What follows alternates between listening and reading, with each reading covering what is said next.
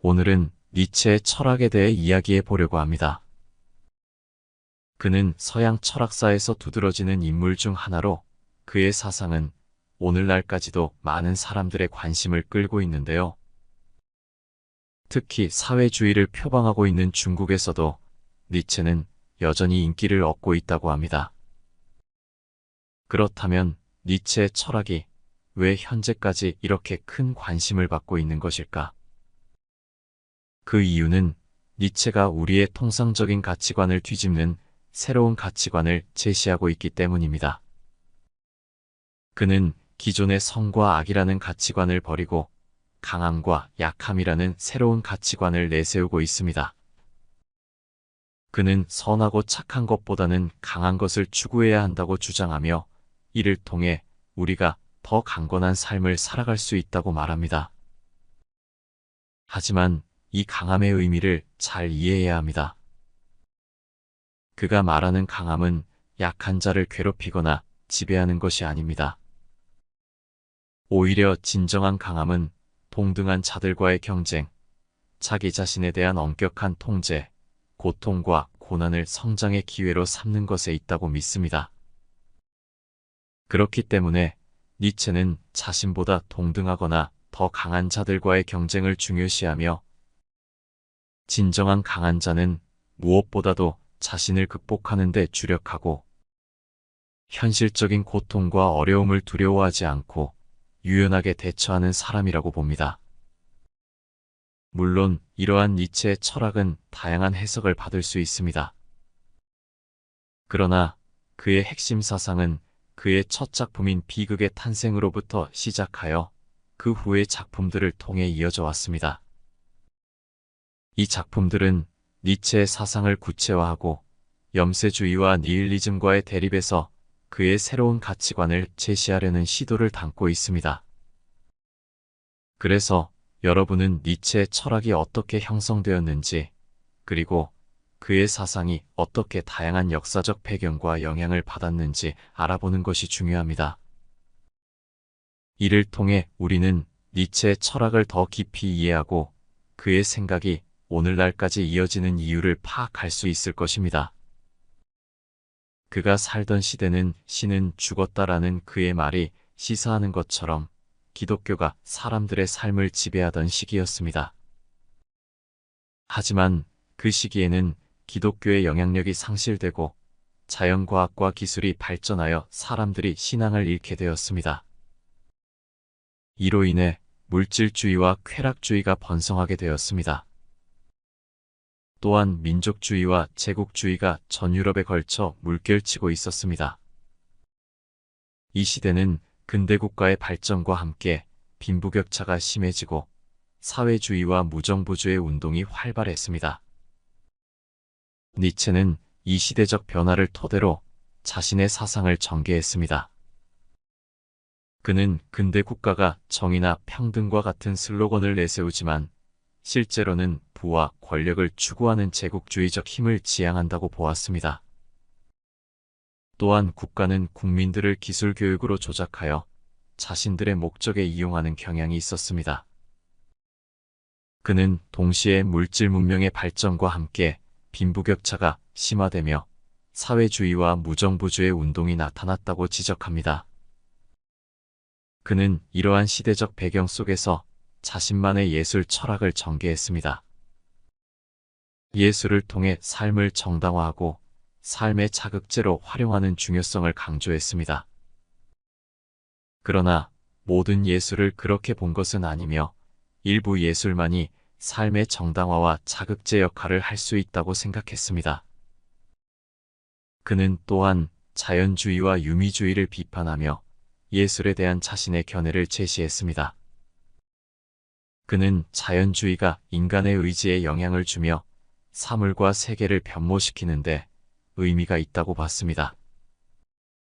이와 달리 니체는 진정한 예술가는 사물과 세계의 근본적인 특징을 드러내며 변모시킨다고 주장했습니다. 그리고 니체는 예술이 삶에 밀접한 관련이 있다고 봤으며 가치 판단을 통해 예술이 삶을 평가하고 자극하는 것을 강조했습니다. 그는 예술이 순수한 아름다움만을 추구하는 것이 아니라 삶과 함께 묶여 있다고 보았습니다.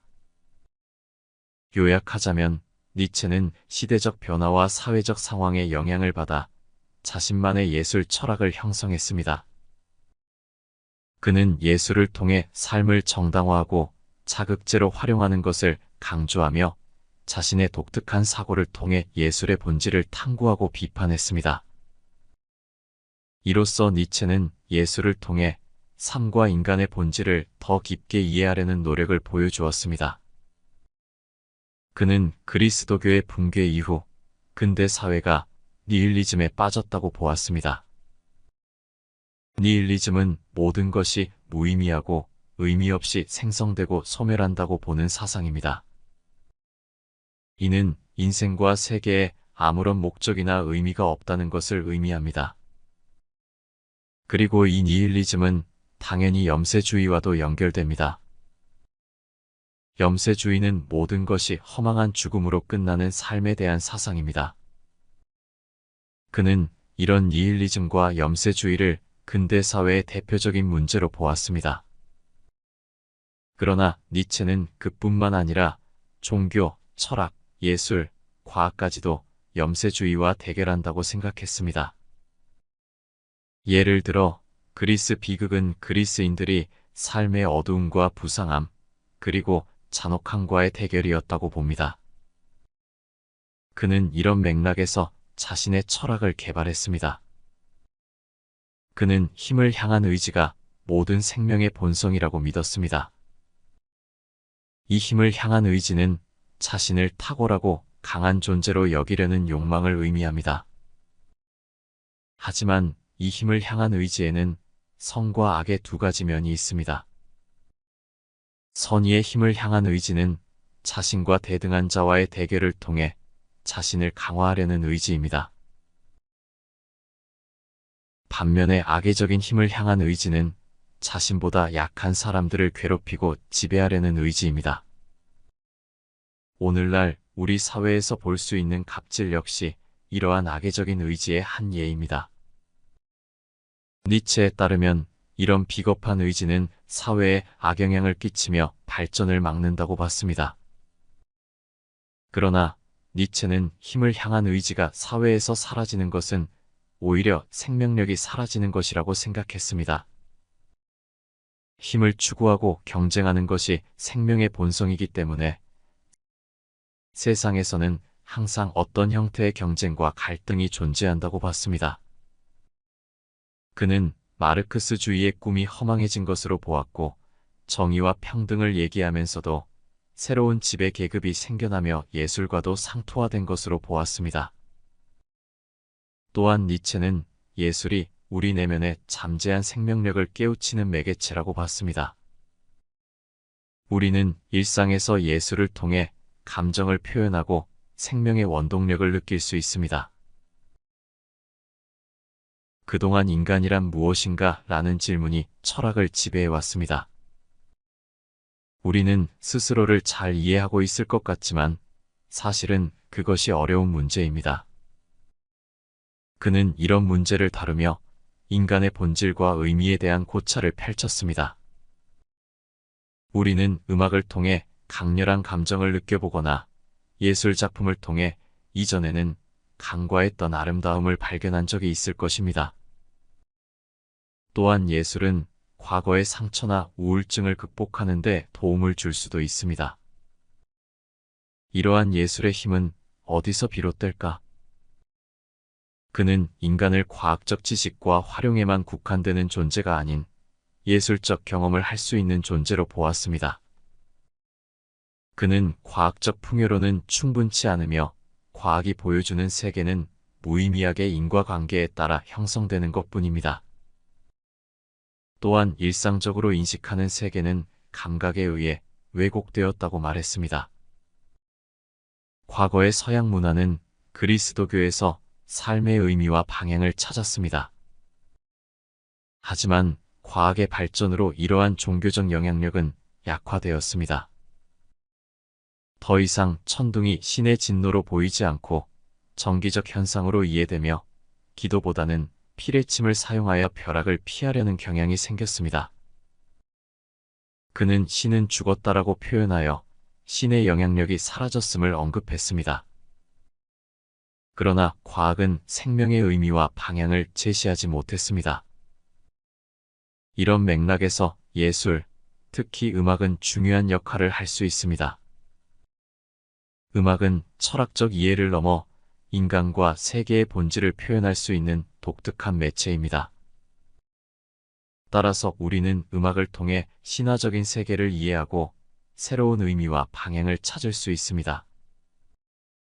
우리가 사는 현실에는 고위직과 하위직, 부자와 빈곤한 자, 사장과 노동자, 여성과 남성, 어른과 어린이, 백인과 유색인 등 수많은 차이와 차별이 존재합니다. 이런 현실에서 우리는 다른 사람들과 분리되어 있을 뿐 아니라 다른 사람들에게서 위협받는 외로움을 느낍니다. 그리고 생존하기 위해 또 우월한 지위를 확보하기 위해 고군분투합니다. 그러나 음악의 황홀경에 빠질 때면 자기 자신을 망각하면서 모든 것과 하나가 되곤 합니다. 보통 우리는 연극을 배우들이 줄거리를 연기하는 것으로 생각합니다. 그러나 니체는 음악이 연극의 본질이라고 주장합니다. 음악은 스토리를 형성화하는 하나의 방식일 뿐이며 음악의 멜로디가 스토리를 이루는 중심이라고 봅니다. 그는 음악의 역할을 강조합니다. 무대에서는 배우들의 몸짓과 언어가 주도하고 있지만 이를 지배하는 것은 음악이라고 말합니다. 음악은 몸짓과 언어를 움직이며 연극을 더욱 풍부하게 만드는 중심적인 힘입니다. 그는 음악이 사라진 연극이나 영화는 관객을 끌어들이는데 부족하다고 지적합니다. 그는 이러한 관점을 바탕으로 새로운 신화와 생명력을 찾아내려 했습니다. 예술을 통해 새로운 의미와 방향을 찾아내는 것이 중요하다고 강조하며 음악은 이를 위한 강력한 도구라고 생각했습니다. 이러한 철학적 고찰은 우리가 예술을 통해 세상을 이해하고 신화적인 세계를 만들어내는데 얼마나 중요한 역할을 하는지를 강조합니다. 요약하자면 니체는 그리스 비극과 음악의 상호작용을 통해 예술과 인간 정신의 본질을 다루었습니다. 그의 관점은 당대의 문제에 대한 해답을 찾기 위해 고대의 비극적 정신을 다시 부활시키려는 시도로 이어져 있습니다. 이는 니체의 독특한 예술 철학과 정신 분석의 일부입니다.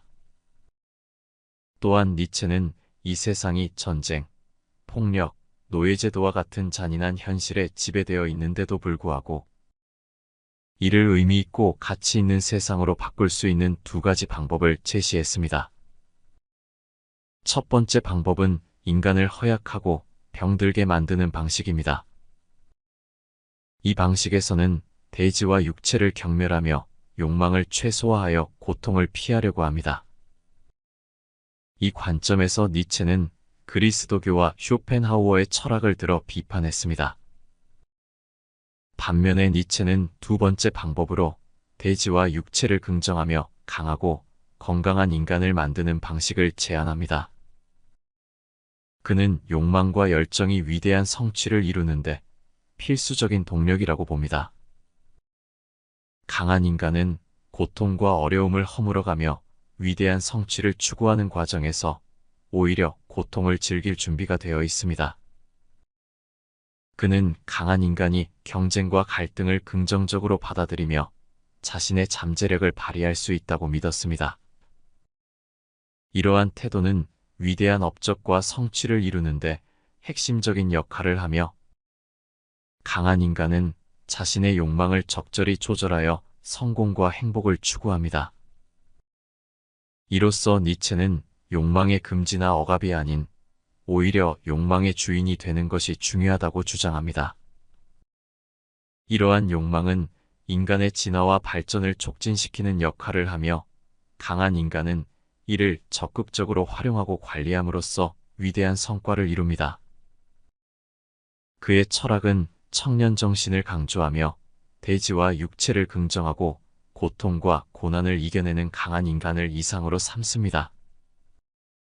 이는 우리의 삶에 대한 색다른 시각을 제공하며 위대한 성취를 추구하는 동안 고통을 두려워하지 않고 이를 즐길 수 있는 자세를 채고해 보는 계기가 될 것입니다.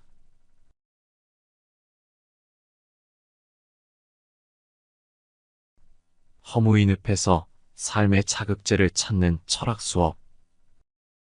이 책은 니체의 통찰을 통해 현대인들이 주어진 운명과 무력감에서 벗어나 마음의 생명력을 찾고 삶의 주도권을 되찾을 수 있는 방법을 제시합니다. 주로 니체의 비극의 탄생을 기반으로 예술, 인간, 그리고 세계의 본질에 대한 니체의 사상을 탐구합니다. 이 책은 니체의 사상을 이해하는 것뿐만 아니라 철학의 세계로 독자를 끌어들이려고 노력하며 나일리즘과 염세주의의 극복 문제에 중점을 두어 이야기합니다. 이렇게 다른 철학자와 니체의 사상을 비교함으로써 각 철학자의 고유한 사상적 특성을 명확하게 드러내고자 합니다.